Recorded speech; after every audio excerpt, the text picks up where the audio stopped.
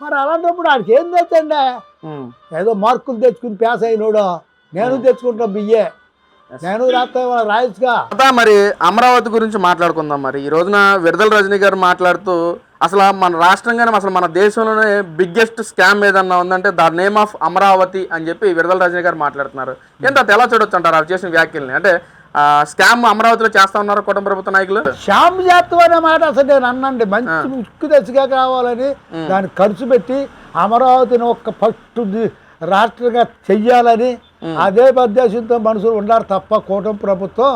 కానీ ఇప్పుడు వీళ్ళు చెప్పే మాటలు ఇవన్నీ అని వాళ్ళు ఏదో తప్పుడు పని చేస్తున్నారు, లేకపోతే దొబ్బుతున్నారు, ఇసుంటివన్నీ అవి రాంగు.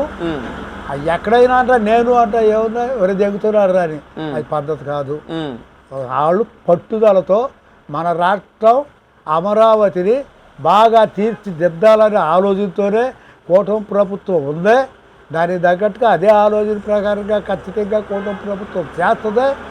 ఒకవేళ కూటమి ఏదన్నా మంచిగా ఏదన్నా భేదం ఉన్నాయి మీరు అనుకుంటున్నారు, దానికేం చూడకూడదు. వాళ్ళిద్దరు ఉన్నారు కదా, మనకేం కంగారు. వాళ్ళు ఎందుకు చేస్తున్నారు కదా, వాళ్ళనికెళ్ళగా మనం నడిచింది కనుక ఎవడో తొందరపడకూడదు.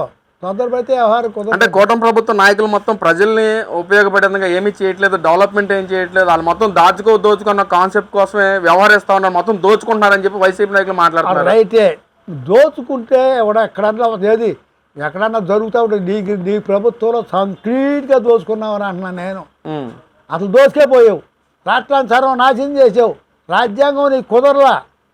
అసలు రాజ్యాంగం ఏంటో తెలియదు, అసలు నువ్వు అనే అధికారం వీళ్ళకి లేదు, నువ్వు అనకూడదు, అసలు అనే అధికారం నీకు లేదు, అసలు నీకు మాట్లాడతాం కుదరదు.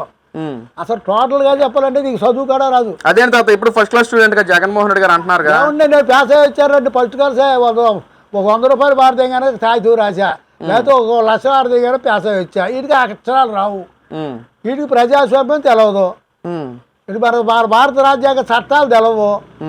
మరి ఎందుకంటే తెలవనప్పుడు చదువుకున్న లాభం ఏంటి? నేను చదువుకున్న బిరుదు ఉంది అంతే, ఆ బిరుదు తప్ప రెండోది ఏమి లేదు. అవన్నీ అనవసరం, అవన్నీ నేను కొట్టిపారేసేస్తాను. అది అంటే అసలు అమరావతిలో స్క్వేర్ ఫీట్ని 1800 చొప్పున అమ్మేస్తున్నారు, తన బినామీలకే కట్టబెడుతున్నారు కూటమి ప్రభుత్వ నాయకులు.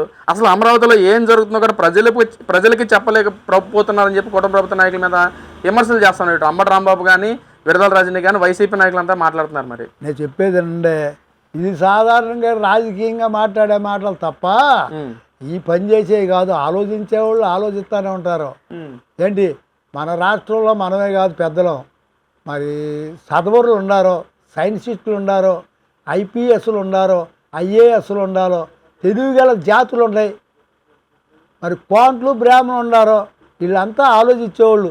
మీరు అన్నట్టు వాళ్ళు ఆలోచిస్తే ఈ రాష్ట్రం ఇక్కడే ఉంటుంది, మన ముందరకాడ పోదు. కనుక వాళ్ళన్నీ తోసేసేయండి. ఆ రజనీ అన్నాడు, అమ్మడు రాంబాబు అన్నాడు, ఇది చెత్త నోరేగా వాగుతుంది చెత్తది. ఆ చెత్తలు మాట జరుగుతా గెలిచేది మేమే అంటున్నారు. మళ్ళీ అసలు నేను చెప్పేది 2 మాటలు లాగండి సారు. జగన్మోహన్ రెడ్డి కాళ్ళు కిందకి నుంచి తలకాయ పైకి పెట్టుకున్నా సరే మళ్ళా జన్మలో ఈ రాష్ట్రానికి సీఎం అవుతాడనే ఆలోచన వాళ్ళని మానుకోమనండి. ఎందుకని తాత వాళ్ళు అవ్వలేరు, వాళ్ళకి తెలవదండి. చెప్పే కదా నేను, వాళ్ళకి ప్రజాస్వామ్య రాజ్యం అంటే తెలవదు. అసలు మన భారతదేశం స్వతంత్ర దేశంగా ఎందుకు మారిందో తెలవదు. మన ప్రజాస్వామ్య రాజ్యం అనేది అది కూడా తెలవదు దానికి. మన ప్రజాస్వామ్య రాజ్యానికి తగ్గట్టుగా చట్టాలు పెట్టారని కూడా తెలవదు జగన్మోహన్ రెడ్డికి. మరి అలాంటప్పుడు ఆడికి ఏం తెచ్చండి? ఏదో మార్కులు తెచ్చుకుని పాస్ అయినోడు, నేను తెచ్చుకుంటా బియ్యే, నేను రాస్తా రాయచ్చుగా. నమస్తే అన్న. మరేంటి ఈ రోజున విడుదల రజనీ గారు మాట్లాడుతూ అసలు రాష్ట్రంలో ఏదైనా స్కామ్ ఉంది అని అంటే బిగ్గెస్ట్ స్కామ్ ఇన్ ఏపీ అంటే అమరావతి అని చెప్పి ఆవిడ మాట్లాడుతున్నారు. ఏంటన్నా అసలు అమరావతిలో ఆ విధంగా స్కామ్ జరుగుతూ ఉందా? ఏంటి కూటమి ప్రభుత్వ నాయకులు వచ్చిన తర్వాత ఈ విధంగా జరుగుతుందా? ఏంటన్నా మీ అభిప్రాయం ఏంటి? అసలు స్కాములు చేయాలన్నా, దోసుకోవాలన్నా, లేనిది ఉన్నట్టు ప్రచారం చేయాలన్నా అది వైసీపీ పార్టీ నాయకులకి, అలా జగన్మోహన్ రెడ్డి గొట్ల పార్టీ వాళ్ళకే చెందింది. ఇంకొకరికి ఆ పేటెంట్ రైట్స్ ఎవరికి లేవు. ఆ అబోధ కల్పన చేయాలన్నా, లేనిది ఉన్నట్టు ప్రచారం చేయాలన్నా, ఉన్నది లేనట్టుగా చూపించాలన్నా కూడా వాళ్ళు సిద్ధహస్తులు. వాళ్ళ బ్లూ మీడియా అట్ట పనిచేస్తుంది. ఆ సాక్షి పత్రిక కానీ, సాక్షి ఛానల్ కానీ, ఆ పార్టీలో ఉన్న నాయకులు కానీ అదంతా స్క్రిప్ట్ ప్రకారం వెళ్తూ ఉంటారు. మనం గతంలో కూడా చూసాం, 2019 ముందు టీడీపీ ప్రభుత్వం ఎంతవరకు అయితే రాజధానిలో అభివృద్ధి చేసిందో అప్పుడు ఇలాగన్నాడు, విధ్వంసం సృష్టించా, ఈ చేసి బాబాయిని చంపింది ఎవరు ఆ రోజున? గొడ్డలతో నరిగితే గుండెపోవడం చిత్రీకరించింది ఎవరు? జగన్మోహన్ రెడ్డి. అవునా కాదా? తర్వాత ఏమన్నారు? గుండెపేట కాదు హత్య అన్నారు. తర్వాత నరాసుర రక్త చరిత్ర అన్నారు. తర్వాత ఏమైంది? తిరిగి ఎక్కడరా అంటే వైఎస్ జగన్మోహన్ రెడ్డి ఇంటికే వచ్చింది సిబిఐ, ఆయన కుటుంబ సభ్యుల మీదకే వచ్చింది. ఇవన్నీ కూడా ఒకటి తప్పించుకోవటానికి జగన్మోహన్ రెడ్డి ఆడే.